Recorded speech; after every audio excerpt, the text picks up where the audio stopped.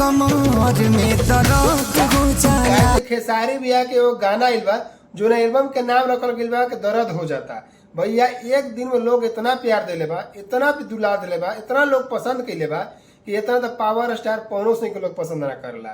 तो वीडियो के साथ बना रहा, सब चीज तुम विस्तार से बतावे कोशिश करम। मैं छोटा सा वीडियो पूरा पूरा देख लिया। अगर चैनल पर नया है तो वीडियो को लाइक करो और चैनल को सब्सक्राइब कर लिया। अगर फेसबुक पर देखा था तो फॉलो जरूर कर लिया, ताकि ऐसा वीडियो तुम लोग कभी भी मिस मत होके।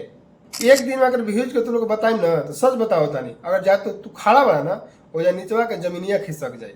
भैया पावर स्टार पवनो सिंह के इतना मतलब कि व्यूज ना जाला एक दिन में, जितना ट्रेंडिंग स्टार खेसारी लाल यादव जी के लोग पसंद कर रहा बा।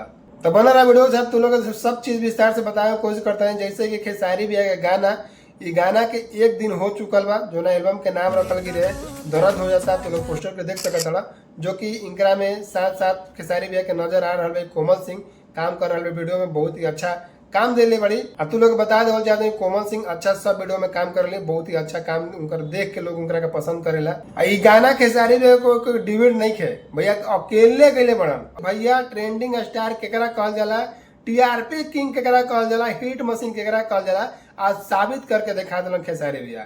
तो बता दो चाहते हैं तू लोग के एक दिन हो चुकल बा जो ना के व्यूज आज बात कर ले जाओ। तू लोग स्क्रीनशॉट लगाए थे डिस्प्ले पर देख सकते हो, यहाँ पे 22 लाख है, 22 लाख से प्लस बा। तू लोग चला था वीडियो देख सकता। अगर तू लोग अगर विश्वास नहीं के तो तू लोग जा यूट्यूब पर जाकर सर्च करके टी सीरीज हमारे भोजपुरी चैनल से गाना आयल बा खेसारी भैया का, जाके देख सकता। अगर उतना मेहनत नहीं कर चाहत तो जा हमारे डिस्क्रिप्शन में लिंक दोल बा, वहां पे भी जाके तू लोग चेक कर सकता। खेसारी भैया के एक दिन में समझ लो 22 लाख प्लस।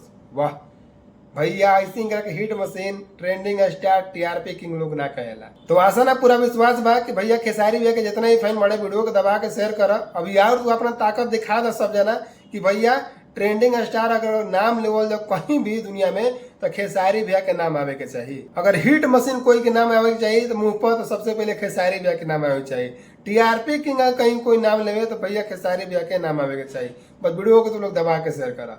अब हम तू लोग बता देता नहीं खेसारी भैया के मतलब एक दिन में एक व्यूज देख के ना दिल खुश हो गया। तू लोग के क्या लागत है कमेंट बॉक्स में जरूर बता दिया, ताकि तू लोग के भी राय देख ली खेसारी भैया के इतना व्यूज देख के, इतना व्यूज जानकारी लेके तू लोग कितना खुश बड़ा। हम तो पूरा खुश बने, यही खुशी में तो वीडियो बना रहा बने कि भैया हम अपन फैमिली अपना सब्सक्राइबर अपने फॉलोअर्स के बताएं कि खेसारी भैया के एक दिन में भैया व्यूज के मामले में तो भैया खेसारी भैया से कोई आगे ना निकल सकेला। तू लोग सच बता रहा बनी। तो वीडियो को दबा के शेयर करिए। बस यही इतना बताए का तैयारी नहीं कि खेसारी भैया का गाना जो ना एल्बम के नाम रखा गया दर्द हो जाता। गाना भी बहुत ही बढ़िया बा, म्यूजिक भी जो बनेले बड़े बहुत ही अच्छा बनेले बड़े, गाना जो लिखले बड़े बहुत ही लाजवाब, सुंदर, अति सुंदर, बहुत ही लाजवाब बटे। अब वीडियो की एडिटिंग की बात कर लो तो वो भी लाजवाब बा, गाना के बहुत ही अच्छा म्यूजिक लागता। तो बस यही इतना बतावे खातिर यही रहने कि भैया के जाके गाना अब एक जे निकल सुन ले, जाके तबा तोड़ सुन लो, अपना कमेंट में से राय जरूर देते रहिए जा। तो चला तो मिला था किसी नेक्स्ट वीडियो के साथ में, तब तक खातिर जय हिंद।